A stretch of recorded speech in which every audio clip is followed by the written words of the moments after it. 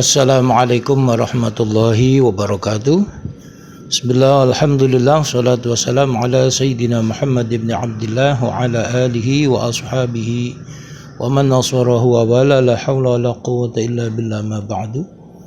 Selamat sore, selamat berjumpa kembali Bapak Ibu, para peserta dan pemirsa kajian Islam virtual puasa Ramadan di kajian yang ketiga bersama saya Haji Ahmad Shaleh Marwani.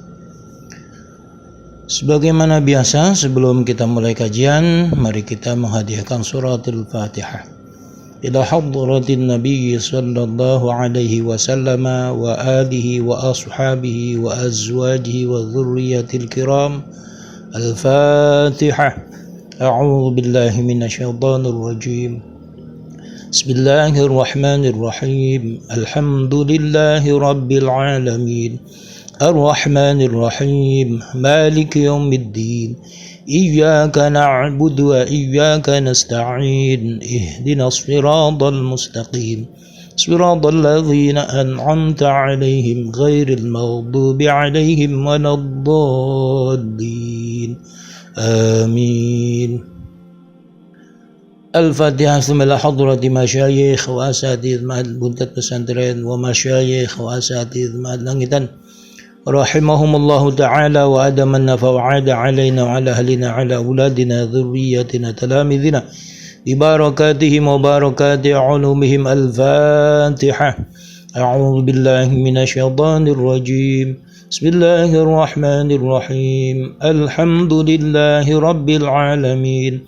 Ar-Rahmanir Rahim. Maliki yaumiddin. Iyyaka na'budu wa iyyaka nasta'in. Ihdinas siratal mustaqim. Siratal ladzina an'amta 'alaihim ghairil maghdubi 'alaihim waladdallin. Amin. Bapak Ibu hadirin hadirat, para peserta dan pemirsa kajian Islam virtual puasa Ramadan yang berbahagia. Di kajian yang ketiga kita akan membahas tentang tingkatan, sejarah dan hikmah puasa Ramadan. Bismillahirrahmanirrahim. Puasa dilihat dari sudut orang yang melakukannya terbagi menjadi 3 bagian. Yang pertama, puasa orang awam. Yang kedua, puasa orang-orang khusus, yaitu para sholihin. Dan yang ketiga, puasa para nabi dan rasul. Puasa orang-orang awam hanya sebatas pada upaya menjaga diri dari segala macam perkara yang dapat membatalkannya. Sementara puasa orang-orang khusus, di samping berupaya menjaga diri dari segala macam perkara yang dapat membatalkan, juga menjaga diri dari perkara yang dibenci Allah Subhanahu wa ta'ala pada 7 anggota badannya. Ketujuh anggota badan yang berpotensi melakukan perbuatan yang dimurkai, dibenci oleh Allah adalah yang pertama, perut. Dengan cara menghindar dari mengkonsumsi makanan dan minuman syubhat, terlebih yang haram, pada saat berbuka dan sahur. Yang kedua, lisan. Dengan cara menjaganya dari berdusta, bertengkar, ghibah, mencaci maki, dan lain sebagainya. Yang ketiga, mata. Dengan cara menjaga pandangan mata kepada sesuatu yang dilarang dan dibenci oleh Allah Subhanahu wa ta'ala. Yang keempat, telinga. Dengan cara menjaganya dari mendengarkan berita dan suara yang haram didengarkan dan dibenci oleh Allah Subhanahu wa ta'ala. Yang kelima, tangan. Dengan cara menjaganya dari melakukan perbuatan yang diharamkan dan dibenci oleh Allah Subhanahu wa ta'ala. Yang keenam, kaki. Dengan cara menjaganya dari melakukan perbuatan yang diharamkan dan dibenci oleh Allah Subhanahu wa ta'ala. Dan yang ketujuh, farji atau kemaluan. Dengan cara menjaganya dari melakukan perbuatan yang diharamkan dan dibenci oleh Allah Subhanahu wa ta'ala. Bapak Ibu hadirin wal hadirat, peserta dan pemirsa kajian Islam virtual puasa Ramadan yang berbahagia. Syekh Al-Barmawi mengatakan, bila seseorang ketika berpuasa tidak dapat menahan ketujuh anggota tubuhnya dari melakukan perkara yang dilarang dan dibenci Tuhan, maka tidak ada baginya balasan selain rasa lapar dan haus belaka. Hal ini senada dengan hadis Nabi sallallahu alaihi wasallam, khamsun yuftirna shaima al-kadhibu wal ghibatu wan namimatu wal yaminul kadhibatu wan nadharu bi syahwatin. Artinya 5 perkara yang dapat membatalkan pahala orang yang berpuasa: berdusta, ghibah, mengadu domba, sumpah palsu, dan memandang dengan penuh syahwat. Sedangkan bentuk puasa para nabi dan rasul itu berupa puasa hati.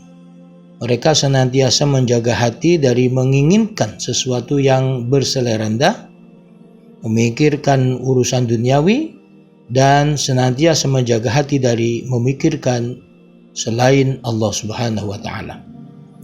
Secara totalitas, puasa mereka dianggap batal bila hati mereka memikirkan urusan selain Allah dan hari akhir.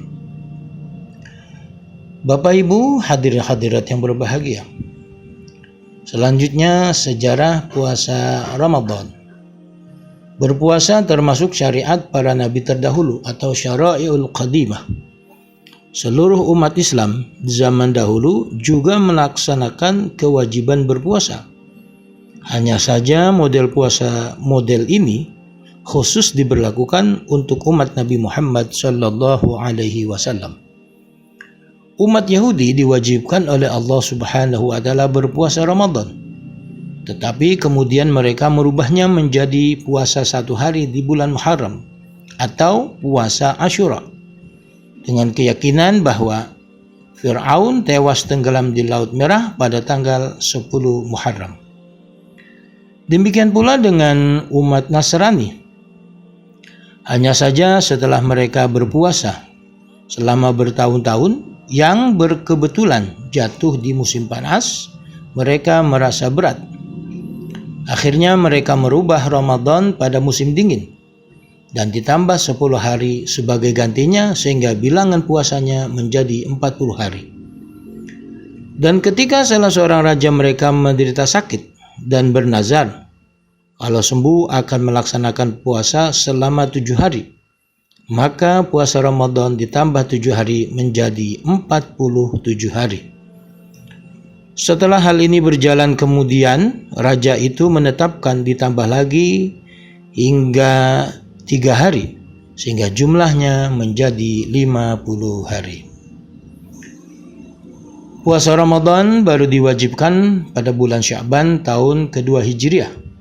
Sebelum itu Rasulullah Shallallahu Alaihi Wasallam melakukan puasa selama 3 hari dalam tiap-tiap bulan. Beliau selama masa hayatnya hanya 9 kali melakukan puasa Ramadan. 8 kali dilakukan selama 29 hari dan hanya sekali dilakukan selama 30 hari. Demikian diterangkan oleh Syekh Ibrahim Al-Bajuri, juz 1 halaman 286. Bapak Ibu hadirat yang berbahagia, apa hikmah dari berpuasa? Hikmah agung dari syariat puasa adalah 1. Agar dapat memecahkan nafsu dari berbagai hal yang disukainya. Sebab nafsu itu cenderung melaksanakan sesuatu apa yang diinginkannya. Supaya nafsu bisa terkontrol, maka dengan berpuasa. Yang kedua, menguatkan nafsu agar mampu bertakwa dengan cara mencegah anggota badan dari melakukan hal-hal yang diinginkan nafsu. Dan yang ketiga, memberikan kesempatan kepada nafsu agar dapat beribadah secara sempurna lahir dan batin. Wallahu a'lamu bishawab. Demikian dan terima kasih. Al-Fatihah. A'udzu billahi minasyaitonir rajim. Bismillahirrahmanirrahim. Alhamdulillahi rabbil alamin. Ar-Rahmanir-Rahim. Maliki yaumiddin. Iyyaka na'budu wa iyyaka nasta'in. Ihdinas siratal mustaqim. Siratal ladzina an'amta 'alaihim ghairil maghdubi 'alaihim waladdallin. Amin. Astaghfirullahalazim, astaghfirullahalazim, astaghfirullahalazim. Alhamdulillahi rabbil alamin, hamdan syakirin, hamdan na'imin, hamdan halalan thayyiban mubarakan fih. Hamdan yafi ni'amahu yukafi mazidah. Ya Rabbana lakal hamdu wa lakal syukur kama yanbaghi li jalali wajhikal karim wa 'azimi sultanik.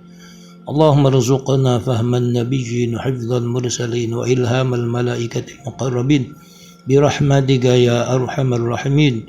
Allahumma anfa'na bima 'allamtana wa 'allimna bima yanfa'una wa zidna 'ilman walhamdulillahi ala kulli halin. Na'udzu billahi min hali ahliha an-nar.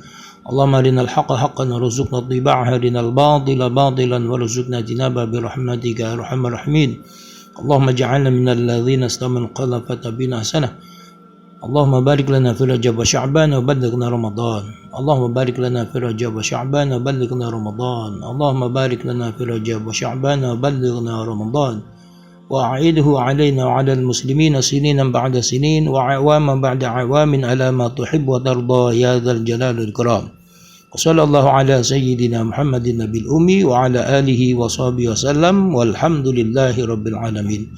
Demikian, lebih kurang mohon maaf. Assalamualaikum warahmatullahi wabarakatuh.